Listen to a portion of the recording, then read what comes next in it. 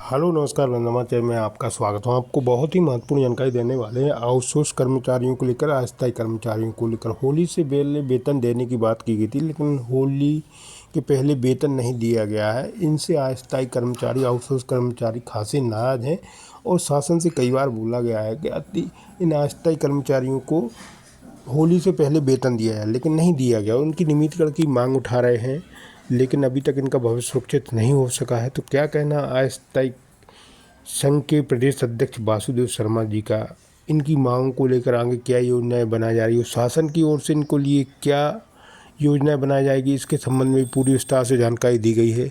और इनका अस्थायी कर्मचारियों को कब तक नियमितीकरण भविष्य सुरक्षित किया जाएगा, इनको वेतन मिलेगा कि नहीं मिलेगा होली से पहले, इसके संबंध में जानकारी दी गई। तो वीडियो में बने रहे, वीडियो पूरा देखिए। वीडियो अच्छे लगे तो लाइक और चैनल को सब्सक्राइब बिल्कुल नहीं अपडेट पाने के लिए। सभी साथियों को रंगों के पर्व होली की अग्रिम शुभकामनाएं। बड़े चिंता का विषय है कि होली जैसे महापर्व के मौके पर भी मध्य प्रदेश के लाखों लाख अस्थायी आउटसोर्स कर्मचारियों को त्योहार से पहले वेतन नहीं मिला है। हालांकि हमारे संगठन के द्वारा पूर्व में भी त्योहारों से पहले वेतन देने की मांग उठाई जाती रही है। इसी को ध्यान में रखते हुए शायद मैं अपने भी इस बार होली से पहले वेतन देने के निर्देश ठेकेदारों को, कंपनियों को दिए थे और विभागों को चिट्ठी लिखी थी कि वो होली से पहले बिलों का भुगतान करें, जिससे आउटसोर्स कर्मचारियों को वेतन का भुगतान हो जाए। लेकिन दुर्भाग्य की बात है कि होली आ चुकी है, वेतन नहीं आया है। यह सरकार की, अधिकारियों की, ठेकेदारों की, कंपनियों की असंवेदनशीलता को दर्शाता है, जिसके खिलाफ हम लगातार बोलते आ रहे हैं। खैर, ये कोई पहली बार नहीं हुआ। इससे पहले भी हमारे कर्मचारियों के त्योहार बिना पैसे के मने हैं। अभी हमारे साथी मैसेज भेज रहे हैं कि कहीं 4 महीने से नहीं मिला है, कहीं 6 महीने से नहीं मिला है, कहीं 8 महीने से नहीं मिला है। और जहां लोगों ने वेतन मांगा है, उनको ठेकेदारों ने, अधिकारियों ने कहा कि घर पर बैठ जाओ। ये स्थिति मध्य प्रदेश की है। इसी के खिलाफ हम लोग आप सब लोगों को संगठित करके एक ऐसा आंदोलन खड़े करने की तरफ जा रहे हैं, जिसके डर के मारे सरकार कम से कम ऐसे मौकों पर वेतन तो लोगों को दे दे। और सरकार संगठनों से ही डरती है, संगठन के सवालों से ही डरती है। और सरकार को डराने वाली ताकत के रूप में और डिपार्टमेंट अस्थायी आउटसोर्स कर्मचारी मोर्चा को खड़ा करना हमारा आप सबकी जिम्मेदारी है। तभी हम लोग त्योहारों को, अपने पर्वों को सही तरीके से मना पाएंगे, पर्वों से पहले वेतन ले पाएंगे। अब आगे चलते हैं। आप लोग हमारे पेज को देख रहे हैं लगातार। इस देश के अंदर ठेका श्रमिकों का, जिसे आप आउटसोर्स कह सकते हैं, एक बड़ा आंदोलन खड़ा हो रहा है धीरे धीरे। जिन कारखानों में ये आंदोलन खड़ा हो रहा है, वो कारखाने सारे के सारे सरकारी हैं, सरकारी उपक्रम है, जिन्हें सार्वजनिक क्षेत्र कहते हैं और जिसे भारत का नवरत्न भी कहते हैं। इंडियन ऑयल वगैरह की रिफाइनरियां हैं। ये बिहार के बरौनी से शुरू हुआ आंदोलन हरियाणा के पानीपत, गुजरात के सूरत से होता हुआ छत्तीसगढ़ के एनटीपीसी तक पहुंचा है। और भी कई राज्यों में ठेका मजदूर अपने हक और अधिकार के सवालों को उठाने लगा है। उसके लिए आंदोलन हड़ताल के रास्ते पर जा रहा है। इनकी मांग क्या है? इनकी मांग है कि हमसे 8 घंटे की ड्यूटी ली जाए। अब आप सोचेंगे ये तो कोई मांग ही नहीं है, ये तो हमारा अधिकार है जो हम लोगों ने 100 साल पहले हिंदुस्तान में हासिल कर लिया था। तो फिर ये 8 घंटे काम की मांग का आंदोलन का क्या औचित्य? यही मध्य प्रदेश, यही हिंदुस्तान के अंदर हुआ है मजदूरों के साथ कि उनसे उनके वो सारे के सारे कानूनी अधिकार छीन लिए गए हैं जो उन्होंने संघर्षों के जरिए हासिल किए थे। और उनमें 8 घंटे काम का अधिकार भी शामिल था। ये बात हम पूर्व में भी आप लोगों से चर्चा के दौरान करते रहे हैं और लगातार इस बात को कहते रहे कि सरकार ने जिस तरीके से श्रम कानूनों को खत्म किया है और सारे अधिकार ठेकेदारों को, कंपनियों को, मालिकों को दे दिए हैं, उन्होंने काम के घंटे, न्यूनतम वेतन, बोनस, एरियर आदि तमाम सारे अधिकार हमारे लोगों से छीन लिए हैं। ओवर टाइम तक का अधिकार छीन लिया है। अब धीरे धीरे ये बात, और कोई अचानक नहीं हुआ है, ये कई साल से ये चल रहा था। मजदूर चुप था, नहीं बोल रहा था, सहन करता चला आ रहा था। लेकिन 12 फरवरी की हड़ताल ने मजदूरों को झकझोर दिया। उनके सामने जब ये सवाल आया कि पूरे देश का मजदूर अब इन मुद्दों को लिए एकजुट हो रहा है, सरकार से संघर्ष कर रहा है, वो मजदूरों तक ये बात पहुंची और बरौनी से एक आंदोलन खड़ा हो गया। ये जो सार्वजनिक उपक्रम है, जहां भी हड़ताल हो रही है, ये हिंदुस्तान के आर्थिक संप्रभुता, आर्थिक संपन्नता के पिलर है। पिलर, इन्हें नवरत्न कहते हैं। और इन कारखानों में नौकरी करने का सपना हर हिंदुस्तानी का हुआ करता था। कभी पंडित जवाहरलाल नेहरू ने यही नवरत्न खड़े किए थे, जब लाखों लोगों को नौकरियां मिलती थी, लाखों लोगों को। और जो सरकारी दफ्तर के बाबूगिरी, कंप्यूटर ऑपरेटर या इस तरीके की नौकरियों से कहीं बेहतर नौकरियां थी, बहुत अच्छी तनख्वाहें मिलती थी, सारी सुविधाएं मिलती थी, रहने के लिए मकान मिलता था, बच्चों के पढ़ने के लिए स्कूल हुआ करते थे, इनके कैंपसों में मकान होते थे, अस्पताल होते थे, सारी सुविधाएं होती थी। हमारे साथी कभी भोपाल के जो साथी है वो, या भोपाल जो लोग आए देख ले, भोपाल के अंदर भी भेल है, कई एकड़ में फैला हुआ है, विशाल कारखाना है, वह भी पूरा ठेके पे, वही 40-50 हजार ठेका मजदूर काम कर रहा है। पहले वहां परमानेंट कर्मचारी हुआ करता था, जिनके रहने के मकान है, वहां तमाम सारे पार्क हैं, स्कूल है, अस्पताल हैं, ये सारे के सारे मजदूरों के लिए, काम करने वालों के लिए बनाए गए थे। हमारे महामहिम प्रधानमंत्री नरेंद्र मोदी जी की जो नीतियां हैं, उन नीतियों ने मजदूरों से उनके जीवन की सारी खुशहाली को छीन लिया है और उन्हें सस्ते में काम कराने के लिए ठेकेदारों और कंपनी मालिकों को परोस दिया है, जिसकी अभिव्यक्ति पानीपत में एक हिंसा के रूप में सामने आई है। वहां कारखाने में बड़े स्तर पर तोड़फोड़ भी की गई है, लोग लड़ रहे हैं।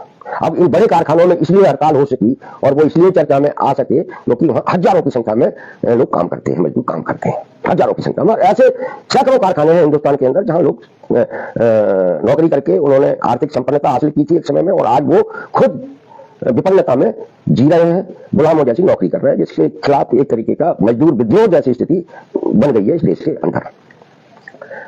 अब मोदी जी को क्या पड़ी थी भाई, आपने एक न्यूनतम सी चीज थी, अगर भाई ये मजदूर है जो सरकारी उपक्रम में काम कर रहा है, आपको वहां ठेकेदारी कंपनीकरण करने की क्या आवश्यकता थी? आप इनको नौकरियां पर दे सकते थे, पहले भी देते थे। और जब पहले ये हुआ करता था तभी इस देश में आर्थिक रूप से इतनी उन्नति की थी।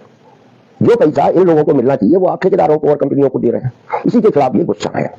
लेकिन इस आंदोलन की एक खासियत देखिए, किसी भी नेशनल मीडिया ने ये आंदोलन नहीं दिखाया। आप देखिए, किसी भी नेशनल मीडिया में इतना बड़ा आंदोलन चला, हिंसा भी हुई, तोड़फोड़ भी हुई, सड़क जाम भी हुई, कारखाना बंद पड़ा हुआ है, मतलब रिफाइनरियां बंद होना कोई छोटी मोटी चीज नहीं है, बंद पड़ी हुई है। पानीपत में अभी भी तनाव की स्थिति है। पानीपत में तो जब मजदूरों ने वहां तो शासन ने अर्धसैनिक बल भेजे और उनसे भी स्थिति काबू में नहीं हुई, तो समझौता किया, समझौते पर मैनेजमेंट ने अमल नहीं किया। और कल की जानकारी है, लोग बता रहे हैं कि वहां पर फिर हरियाणा में से कुछ ठेकेदारों ने अपने गुंडे भेजे, गुंडों के जरिए मजदूरों को पिटवाया गया। आज वो सारे मजदूर फिर हड़ताल पर आए हैं, ऐसी जानकारी है। मतलब गुंडों के जरिए मजदूरों को पिटवाया गया।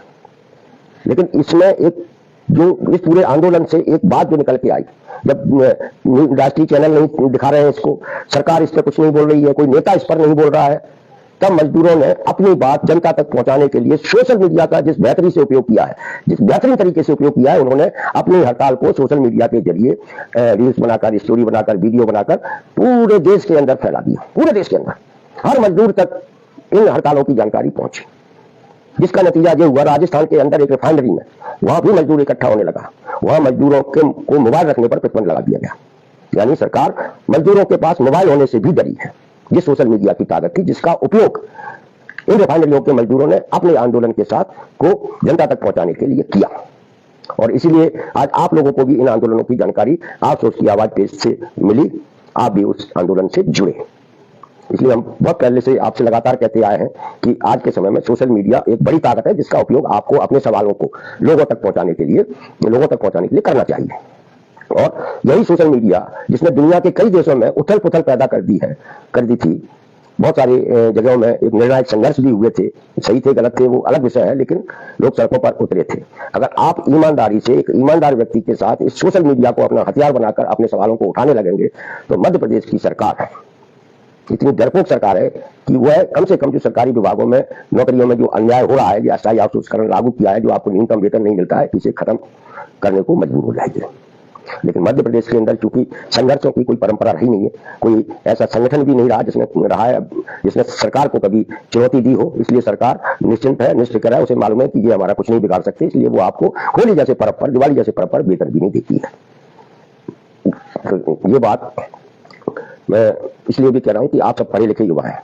सरकारी विभागों में, सरकारी विभाग हमारे और आपके विभाग हैं, यह नौकरी करना आपका अधिकार है और आपसे वो अधिकार छीन लिया गया है, और जिसे वापस लेना है तो आपको संघर्ष करना ही पड़ेगा। इसके अलावा कोई दूसरा रास्ता है नहीं। और ये संघर्ष की जब शुरुआत हो चुकी है, कहीं से भी हुई है, तो ये मध्य प्रदेश भी अछूता नहीं रहने वाला है।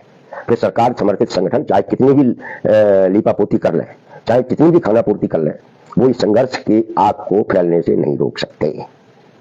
हम लोगों ने अभी 12 फरवरी की जो स्ट्राइक हुई थी, हड़ताल हुई थी, और हम लोगों ने मध्य प्रदेश में अपने अस्थायी आउटसोर्स कर्मचारियों की तरफ से जो ज्ञापन दिलाए थे, वो भी बहुत प्रभावशाली ज्ञापन रही। तो उसके बाद भारतीय मजदूर संघ ने 25 फरवरी को सब जगह ज्ञापन दिए। ये ज्ञापन इसलिए देने पड़े कि आप लोगों के अपने सवालों को लेकर जो आप जागरूक हो रहे थे, उसका दबाव था। लेकिन इसमें एक और महत्वपूर्ण वो है कि भाई जब हम 12 फरवरी की तैयारी कर रहे थे, तो बीएमएस उस आंदोलन का विरोध भी कर रही थी और ये कह रही थी कि राजनीति से प्रेरित आंदोलन है, इसलिए हम इसका समर्थन नहीं कर रहे। उन्होंने खुलेआम इसका विरोध भी किया था, लेकिन हमने उनके ज्ञापन कार्यक्रम का समर्थन किया था, क्योंकि ये आप लोगों से जुड़े हुए सवाल थे कि ठीक है, वो सरकार की भक्ति कर सकते हैं, और जिस संगठन ने, जिन लोगों ने सरकार की भक्ति की है, उन्होंने गुलामी ही पाई है, और जो सरकार से लड़े हैं वो सम्मान से अपने अधिकारों को हासिल करने में सफल भी रहे हैं।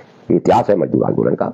और ये 8 घंटे काम का अधिकार जिसको केंद्र की मोदी सरकार ने छीन लिया है, वो भी मजदूरों ने संघर्ष के जरिए ही हासिल किया था।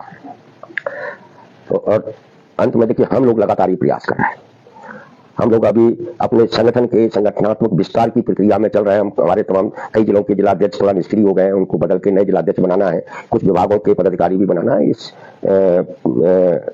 सांगठनिक प्रक्रिया में हम लोग लगे हुए हैं, लेकिन हम लोग तय किए हुए हैं कि हम जितना भी मध्य प्रदेश का अस्थायी आउटसोर्स कर्मचारी है, जिसके साथ आर्थिक अन्याय हो रहा है, जिसकी नौकरी असुरक्षित है, और ये नौकरी असुरक्षित की है सरकार ने, हम इसे संघर्ष के जरिए, एक बड़े व्यापक आंदोलन के जरिए खत्म कराएंगे। और हम लोग अप्रैल के बाद, क्योंकि अप्रैल में बीएमएस ने और बीएमएस समर्थित कुछ आउटसोर्स कर्मचारियों में लोग हैं, कुछ संगठन है 1-2, उन्होंने कहा कि अप्रैल तक सारे अस्थायी आउटसोर्स कर्मचारी नियमित हो जाएंगे, उनको 30,000 रुपए वेतन मिलने लगेगा, उनका भविष्य सुरक्षित हो जाएगा। वो उन्होंने अभी प्रचारित किया था, और ये प्रचारित उन्होंने किया कि वासुदेव शर्मा के साथ नहीं जाना है।